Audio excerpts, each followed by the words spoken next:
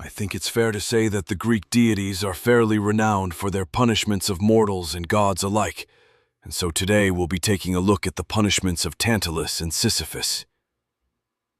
Tantalus was the son of Zeus and the nymph Pluto, but being a son of Zeus certainly doesn't make you immune to punishment, especially when you anger the gods as many times as he did as a son of Zeus, and in some cases, a respect in the king. He was regularly invited to feasts of the gods on Mount Olympus, but to say that he was less than a gracious guest is quite the understatement. He would often get extremely drunk and steal the gods' nectar and ambrosia, the two drinks that were considered sacred. He then took these back and gave them to the people of his kingdom to make them immortal, and if that wasn't enough, he then further divulged some of the gods' divine secrets that he had learned to ask on Olympus. Tantalus then decided to kill Pelops, the future king of the Peloponnese, who also happened to be his son. But then, just like the story of King Lycoen, he chopped his son into pieces and served him to the gods in a shoe.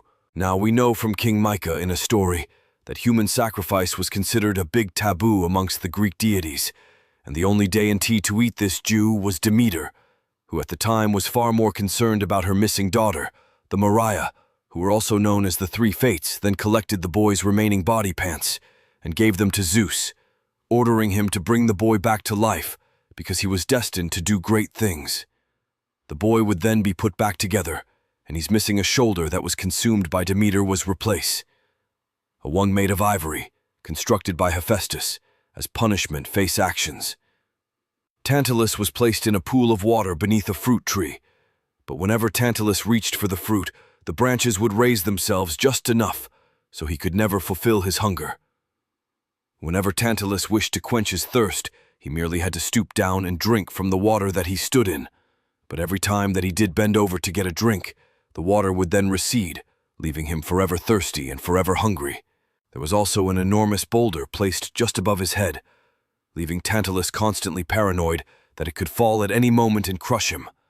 This punishment was seen as an example of temptation, without any satisfaction, which is where we get the word tantalized from, which of course refers to the temptation or the promise of something that is unattainable. In a slightly different version of this story, Tantalus was given the same punishment, but this time it was for stealing a dog made of gold created by Hephaestus. Now in some accounts, it was Tantalus, his friend, Pandarus, who actually stole the dog and gave it to him for safekeeping, and in others, the roles were reversed.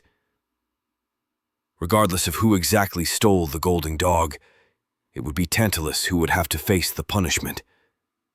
The next punishment is that of King Sisyphus, who was sentenced to an eternity in Tartarus after revealing the secrets of Zeus. Zeus, in his anger, then ordered Thanatos to personally escort the king to Tartarus, and when Thanatos eventually arrived, he brought with him a set of enchanted chains. King Sisyphus, desperate to avoid his punishment, then asked Thanatos if he could see how these chains worked, and seeing how he was condemned to an eternity in Tartarus, Thanatos granted his request. But Sisyphus then took the opportunity to trick Thanatos and instead bind him in his own chains, and then flee with Thanatos now bound and unable to perform his duties. No one on earth could die, which caused quite a few issues, especially with the god Ares, who could no longer enjoy the thrill of war, as none of his enemies would die. Ares would eventually intervene, free in Thanatos and bring him back, hang Sisyphus. Even when Sisyphus finally entered the underworld, it seemed like he already had an escape plan set in motion. Before dying, he ordered his wife to prove her love by throwing his naked body in the public square. When he arrived in the underworld, he convinced Persephone that what his wife had done was a grave sign of disrespect. And so, after some persuasion, she allowed him to return to the land of the living to give his body a proper burial. Of course, once back in his kingdom, he had no intention of ever returning to the land of the dead, when it would take Hermes physically dragging him back to the underworld for him to finally face his punishment. Because of his trickery and his inability to accept his initial punishment, Sisyphus was made to roll a huge boulder up what seemed like a steep hill that would never end, as punishment for thinking he could outsmart Zeus and the other deities. Zeus enchanted the boulder so it would roll away from him.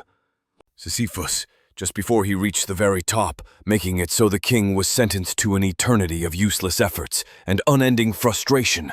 This would then lead to the term Sisyphean, which referred to activities that were either endless or completely pointless.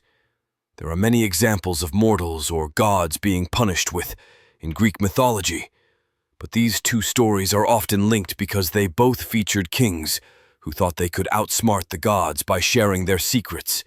Their punishments both also involved a giant boulder, and their stories and names would be the source for words in the English language that we still use today.